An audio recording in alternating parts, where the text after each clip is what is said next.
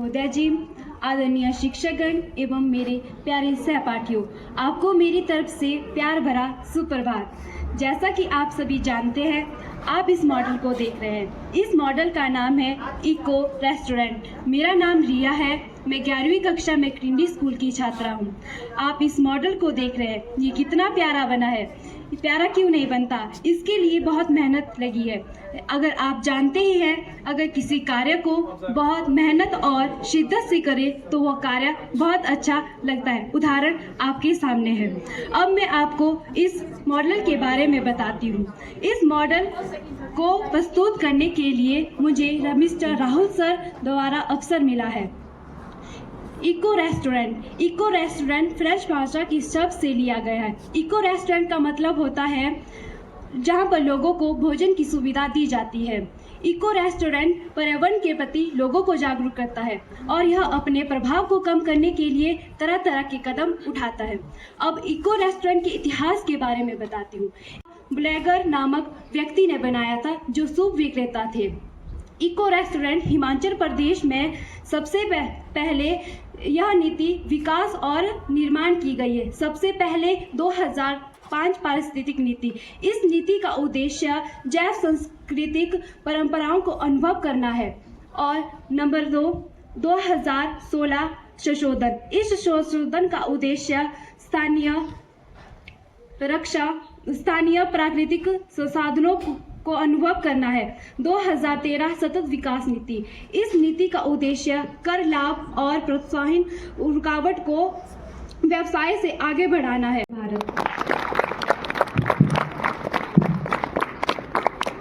Good morning of tourism and hospitality in +2 class. Our tourism trainer name is Mr. Rahul Sharma. Our model name is Ecotourism. Ecotourism, the group members are Riya and Lakshmi. We represent our model today. First of all, ecotourism एक प्रकार का पर्यटन है जिसमें स्थानीय लोगों, शिक्षा और संस्कृति को बढ़ावा मिलता है। इकोटूरिज्म की शुरुआत 20वीं सदी के अंत में हुई है। इकोटूरिज्म 1960 के दशक में शुरू हुआ था, जिसकी शुरुआत 1983 में हुई थी। इसका प्रारंभ हेक्टर सेबलोस लॉस्क्रेन द्वारा किया गया था। इकोटूरिज्म सतत पर्यटन भी कहा जाता है। इसमें सांस्कृतिक, शिक्षा दोनों को बढ़ावा दिया जाता है। आगे की जानकारी आपको लक्ष्मी द्वारा दी जाएगी। मैं लक्ष्मी +1 कक्षा की छात्रा आप सभी को इकोटूरिज्म एंटरप्रेन्योरशिप के बारे में बताना चाहती हूँ। पारिस्थितिकी पर्यटन उद्यमिता प्रकृति क्षेत्रों को टिकाऊ पर्यटन को बढ़ावा देने वाले व्यवसाय को शुरू करने और प्रबंधित करने की प्रक्रिया है। पारिस्थितिकी पर्यटन उद्यमी नवीन विचारों का प्रयोग करके व्यवसाय बनाते हैं, जिनसे पर्यावरण और स्थानीय समुदाय को लाभ होता है। कोविड-19 के द्वारा इकोटूरिज्म स्थलों को बंद होने से वन्य जीवों और उसकी रक्षा करने वाले समुदाय पर अधिक प्रभाव पड़ा। कोविड-19 महामारी के कारण 2021 वैश्विक पर्यटन क्षेत्रों में $2 ट्रिलियन का राजस्व नुकसान होगा। इसके आगे की जानकारी आपको रिया देगी।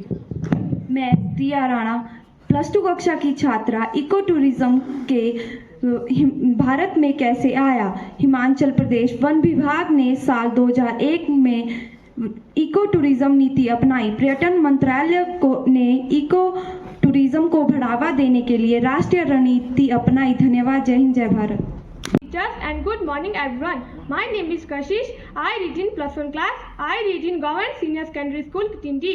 Our model is Tree House and members of group Kashish and Diya. Our tourism trainer name is Mr. Rahul sir. Tree house जमीन से ऊपर पेड़ के तने या शाखाओं के बीच में बनाया गया एक घर होता है, जो कि इको टूरिज्म के अंतर्गत आता है। ट्री हाउस को ट्री फोर्ट या ट्री शेड के नाम से भी जाना जाता है।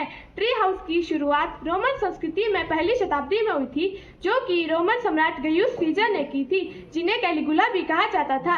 लगभग 40,000 वर्ष पहले लोग पेड़ों पर रहा करते थे।